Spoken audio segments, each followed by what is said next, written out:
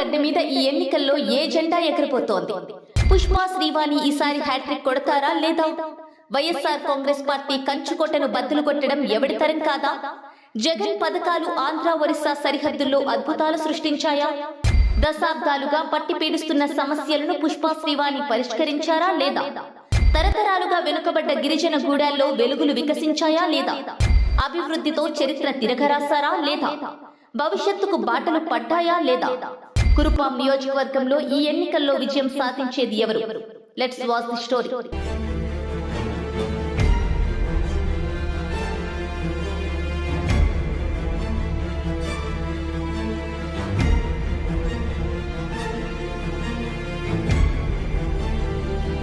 ఆంధ్రప్రదేశ్లో హాట్ సీట్లలో కురుపాం నియోజకవర్గం ఒకటి.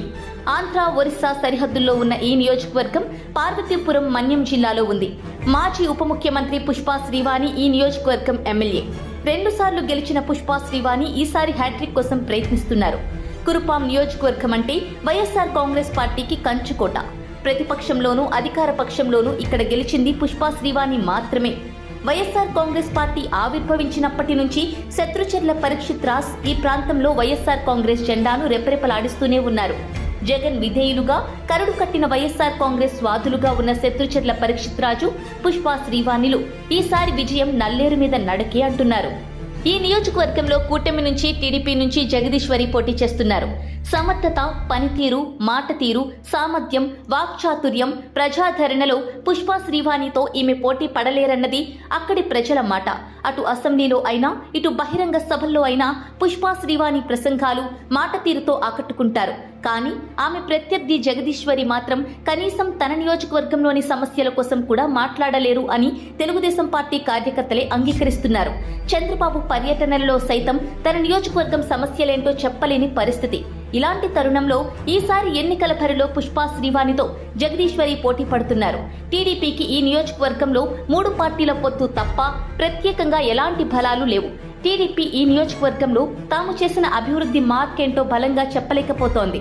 ఇదే అదనుగా వైఎస్ఆర్ కాంగ్రెస్ పార్టీ అభ్యర్థి పుష్పా శ్రీవాణి 5 ఏళ్లలో తను చేసిన అభివృద్ధి, సీఎం జగన్ అందించిన సంక్షేమ పథకాలను ప్రధాన అస్త్రాలుగా మార్చుకుని ఎన్నికల బరిలో దూసుకుపోతున్నారు.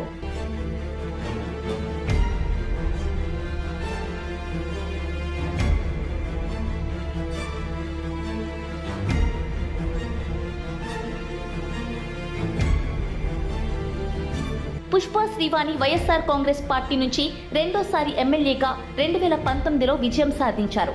చంద్రబాబు పాలనలో ఎన్ని కోట్లు ఇస్తామని ప్రలోభ పెట్టినా పార్టీ మారకుండా జగన్ కి విధేయులుగా నిలిచిన పరీక్షిత్ రాజు, పుష్పా శ్రీవాణిలను అక్కడి ప్రజలు 2వ గెలిపించారు.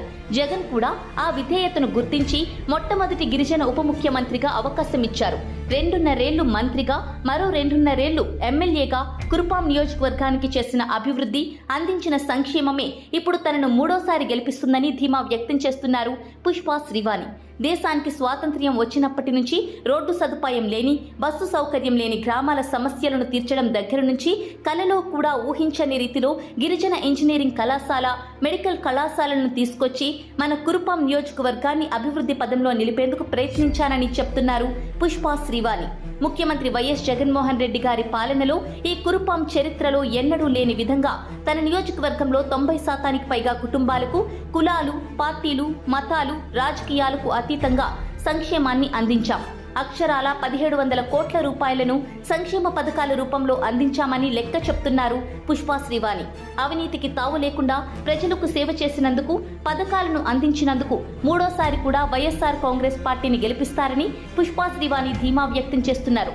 నియోజకవర్గంలోని ప్రతి గ్రామానికి, ప్రతి గడపకు వెళ్లిన ఏకైక ఎమ్మెల్యేగా కూడా రికార్డు నెలకొల్పానని పుష్పా శ్రీవాణి గర్వంగా చెబుతున్నారు. గత 75 ఏళ్లలో ఎవ్వరూ వేయించలేని రోడ్లను నిర్మాణం చేయించాను.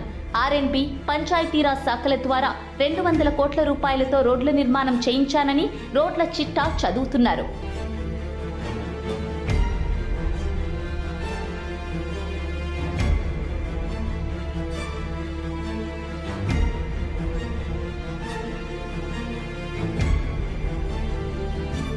ఆంధ్ర ఒరిస్సా సరిహద్దుల్లో ఉన్న కురుపాం నియోజకవర్గంలో ఆంధ్రప్రదేశ్లో ఎక్కడా లేని జేఎన్టీయూ గిరిజన ఇంజనీరింగ్ కాలేజీని తీసుకొచ్చారు. 150 కోట్ల రూపాయలతో శరవేగంగా ఈ ఇంజనీరింగ్ కాలేజ్ పనులు జరుగుతున్నాయి. ఈ రాష్ట్రంలో ఏ నియోజకవర్గంలో లేని జేఎన్టీయూ గిరిజన ఇంజనీరింగ్ కాలేజ్ తీసుకొచ్చినందుకు పుష్పా శ్రీవాణిని నియోజకవర్గంలోని విద్యార్థులు, విద్యావంతులు, ఉద్యోగులు ప్రశంసిస్తున్నారు. అలానే ఇదే నియోజకవర్గానికి ఎవ్వరూ కలలో కూడా ఊహించని మన్యం జిల్లా ప్రజలకు ఆరోగ్య ప్రదాయనిగా నిలిచే ప్రభుత్వ మెడికల్ కళాశాల కూడా మంజూరు చేయించారు. 500 కోట్ల రూపాయలతో ఈ మెడికల్ కళాశాల పనులు చేపట్టనున్నారు. నిజంగానే మారుమూల ఈ కురుపాంకి మెడికల్ కళాశాల వస్తే ఆ నియోజకవర్గం అభివృద్ధి ఎవ్వరూ ఊహించనంత రీతిలో ఉంటుందనడంలో ఎలాంటి సందేహం లేదు. ఇది కూడా పుష్పా శ్రీవాణి పట్టుబట్టి మరి ముఖ్యమంత్రి వైఎస్ జగన్ దగ్గర తన నియోజకవర్గం ప్రజల కోసం సాధించిన ప్రాజెక్టే. అంతేకాకుండా తను మంత్రిగా ఉన్నప్పుడు సీఎం జగన్ ను ఒప్పించి 6 దశాబ్దాలుగా కలగా మిగిలిపోయిన పార్వతీపురం జిల్లా కలను కూడా సాకారం చేసేలా చేశారు పుష్పా శ్రీవాణి. డిప్యూటీ సీఎంగా ఉన్నప్పుడు పుష్పా శ్రీవాణి పట్టుబట్టి 26వ జిల్లాను సాధించారు. ముఖ్యమంత్రి వైఎస్ జగన్ కూడా పుష్పా శ్రీవాణి లేవనెత్తిన సమస్య చాలా సహేతుకమైంది. అక్కడి ప్రజలు అనేక దశాబ్దాలు డిమాండ్ అని భావించి 26వ జిల్లాగా పార్వతీపురం మన్యం జిల్లాను ఏర్పాటు చేశారు. ఈ నిర్ణయం నిజంగానే పార్వతీపురం డివిజన్లోని ప్రజల జీవన ప్రమాణాలను, భవిష్యత్తును మార్చేసింది. ఈ విషయంలో ఈ ప్రాంత ప్రజలు 100కి 100 మార్కులు సీఎం వైఎస్ జగన్ కి, పుష్పా శ్రీవాణికే వేస్తున్నారు. ఇవన్నీ ఇప్పుడు తనని 3వసారి గెలిపించే ప్రధాన అస్త్రాలంటున్నారు పుష్పా శ్రీవాణి.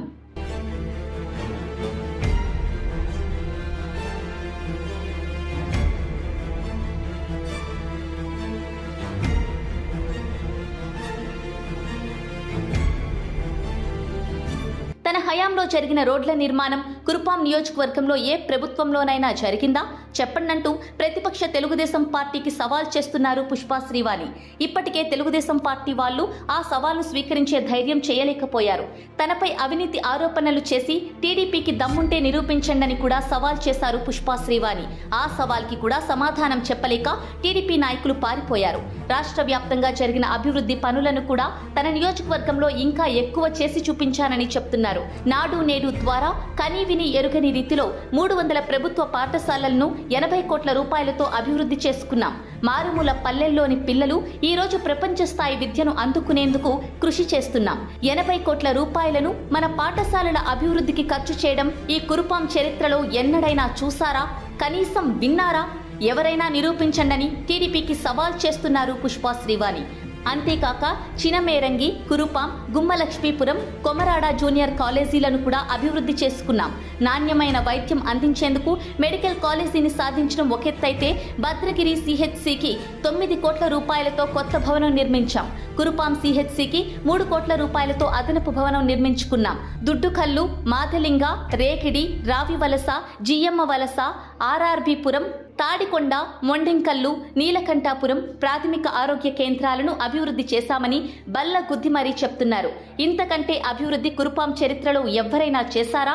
చూపించమని సవాల్ చేస్తున్నారు పుష్పా శ్రీవాణి. ప్రతి గ్రామంలో అభివృద్ధికి ఆనవాళ్లుగా గ్రామ సచివాలయం, రైతు భరోసా కేంద్రం, వైఎస్ఆర్ విలేజ్ క్లినిక్లను నిర్మించుకొని అభివృద్ధిని పరుగులు పెట్టిస్తున్నామని, ఇవే తనను గెలిపిస్తాయని పుష్పా శ్రీవాణి చెప్తున్నారు. ప్రత్యర్థి టీడీపీ అభ్యర్థికి మాత్రం ఇలా చెప్పుకోవడానికి ఏ అభివృద్ధి పనులు లేకపోవడంతో ఆమెకు ఏ ఎజెండాతో ఎన్నికలకు వెళ్లాలో పాలుపోవడం లేదు.